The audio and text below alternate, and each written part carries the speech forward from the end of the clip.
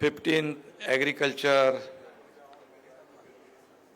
Leadership conclave में उपस्थित हमारे आदरणीय कृषि मंत्री, केंद्रीय कृषि मंत्री शिवराज सिंह चौहान जी और यहाँ उपस्थित जस्टिस पी सदाशिवम जी,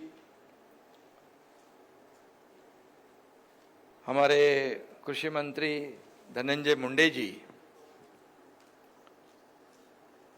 और यहाँ के एग्रीकल्चर टुडे के ग्रुप के प्रेसिडेंट एमजे खान, उपस्थित सभी मंच पर महानुभाव और इस सदन में सभागृह में उपस्थित सभी मान्यवर, मैं सभी को मेरा सादर प्रणाम। पाशा पटेल जी है, हमारे शेखर भरसावली जी है और कई पुरस्कारती जो है उनका भी मैं अभिनंदन करता हूं, उनको भी बहुत बहुत बधाई देता हूं। महाराष्ट्र यह कृषि क्रांति का जनक राज्य है। महाराष्ट्र में हरित क्रांति की समृद्ध परंपरा है। कृषि और किसानों का सम्मान करने की हमारी गौरवशाली परंपरा भी है। ऐसे महाराष्ट्र राज्य के प्रमुख के रूप में यह पुरस्कार पाकर मुझे सर बेहद खुशी हो रही है और आनंद भी है। एक सामान्य किसान परिवार का बेटा हूं मैं और आज मुख्यमंत्री के रूप में यह पुरस्कार ग्रहण करते हुए मुझे आनंद और गौरव की अनुभूति हो रही है। कृषि क्षेत्र में देश सर्वश्रेष्ठ प्रदर्शन करने वाले राज्य के रूप में महाराष्ट्र का चयन करने के लिए मैं एग्रीकल्चर टुडे और माननीय परीक्षक बोर्ड के प्रति हार्दिक आभार व्यक्त करता हूं और धन्यवाद भी देना चाहता हूं। I express my heartfelt gratitude to Agriculture Today and the Honorable Examination Board for selecting Maharashtra as the best performing state in the agriculture sector. I believe this award is also an honor for all the farmers of my state. ये पुरस्कार मेरे किसानों का है और ये सम्मान भी हमारे राज्य के किसानों का है। श्रम, कड़ी मेहनत और मिट्टी के प्रति उनके प्रेम का ये पुरस्कार है, ऐसा मैं मानता हूं। किसान लाखों करोड़ों का पोषक है। हम महाराष्ट्र में किसान को अन्नदाता कहते हैं और किसानों के हितों में राज्य सरकार ने सर्वोच्च प्राथमिकता दी है, उसका सम्मान हो रहा है। यह भी मेरे लिए खुशी की बात है।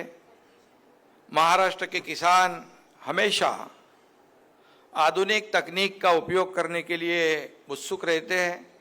कई प्रगतिशील किसानों का गौरव हमारी सरकार हर साल करती है क्योंकि उनको एक प्रोत्साहन मिले और कई ज़्यादा संख्या में प्रगतिशील किसान आगे आए और नए नए जो तकनीक है उसका इस्तेमाल भी करे, जिससे किसानों को फायदा होता है। हमारे शेखर भरसावले यहाँ पर है, उनका मैं निश्चित रूप से यहाँ पर उल्लेख करना चाहता हूँ कि उतनी मेहनत में किसानों को ज़्यादा फायदा, जो हमारे आदरणीय प्रधानमंत्री जी का सपना है, हो ऐसी तकनीक उन्होंने भी सगुना राइस टेक्निक के माध्यम से अपनाई है। और निश्चित रूप से महाराष्ट्र के किसान इसमें आगे बढ़ रहे हैं। बदलते समय, बदलती जलवायु देखते हम, ग्लोबल वार्मिंग, क्लाइमेट चेंज और विभिन्न फसलों और समय के साथ बदलती जरूरतों के प्रति पूरी तरह हमारा किसान जागरूक है। यही कारण है कि महाराष्ट्र इस क्रांति में आगे बढ़ रहा है। मैंने यूएन के जनरल सेक्रेटरी की एक स्पीच सुनी थी। उन्होंने कहा था कि तापमान बढ़ने का युग अब समाप्त हो चुका है, अब बर्निंग का युग शुरू हुआ है। इसलिए हम देखते हैं 50 डिग्री, 48 डिग्री, 52 डिग्री। अब इस खतरे से बचने का रास्ता क्या है? वृक्ष लगाओ और कोल बेस्ड थर्मल प्लांट बंद करो। और इसलिए हमारी सरकार ने, पाशा पटेल इधर बैठे यहां पर,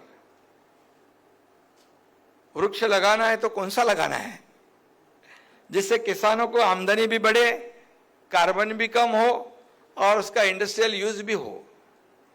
यह वृक्ष है बांस, मराठी में हम इसे बांबू कहते हैं। बांबू मिशन मंत्री जी, हमने महाराष्ट्र में उसको बहुत ही प्राथमिकता दी है। मोदी जी भी हमेशा कहते हैं कि बांस एक खास घास है। बांबू अभी बांस नहीं, घास है। और इसलिए ये बांस से 2000 प्रकार की वस्तुएं बनती है। उससे अभी मुझे भी नहीं मालूम था, ये पाशा पटेल जी ने ये सब बताया। उससे सब्जी बनती है, अचार बनता है, मुरब्बा भी बनता है, राइस बनता है और राइस बनाने का बर्तन भी बनता है। खाने का बर्तन, खाने का चम्मच भी बांस का होता है और खाने के बाद ब्रश भी बांस का मिलता है। ये आप सबको बताओ जरा, इनको आज क्या क्या बनाते हो। इथेनॉल ईंधन भी बांस से बनता है। कपड़े और घर भी बनता है। यानी रोटी, कपड़ा और मकान बनाने की ताकत बांस में है। एक व्यक्ति को साल भर में 280 किलो ऑक्सीजन लगता है और बांस का एक पौधा 320 किलो ऑक्सीजन देता है। आज हमारा सबसे बड़ा दुश्मन कार्बन है और बांस दुनिया के सभी वृक्षों से 35% अधिक कार्बन सोखता है, एब्सॉर्ब करता है और टेम्परेचर भी कम करता है। यानी आम के आम और गुटली को दाम भी। इसलिए हमारी सरकार ने green gold bamboo 21 lakh hectare में जमीन पर लगाने का फैसला किया।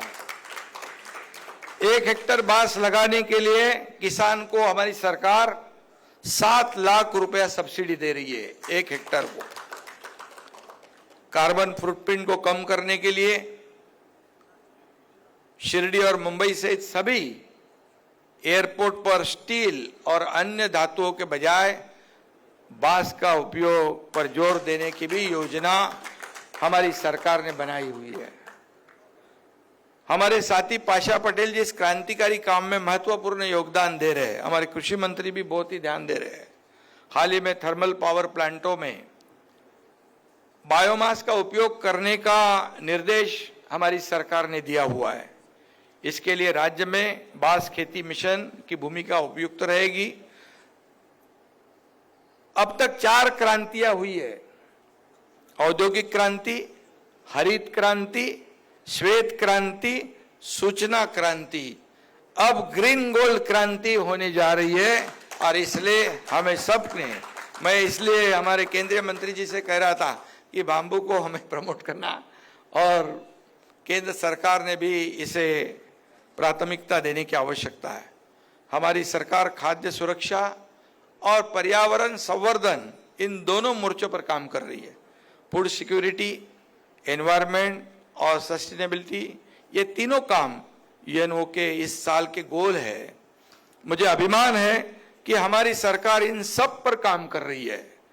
हमने chief minister environment and sustainable development task force का भी गठन किया है। Food security, environment and sustainability are the three goals of the UNO this year. I am proud that our government is working on all these.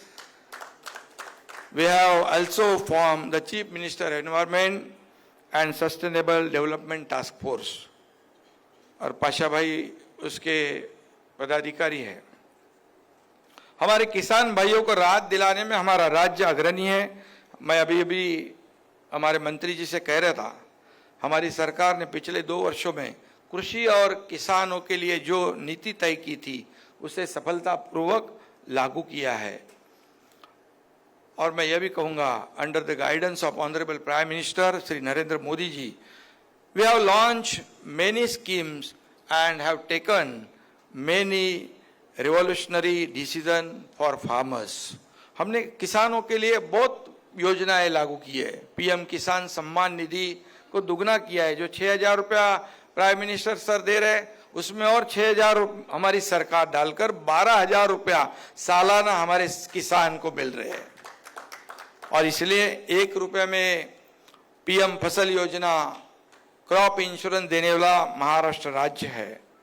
और millet के रूप में भी, श्री अन्न के रूप में प्राथमिकता देने की पॉलिसी भी हमारी सरकार ने बनाई है।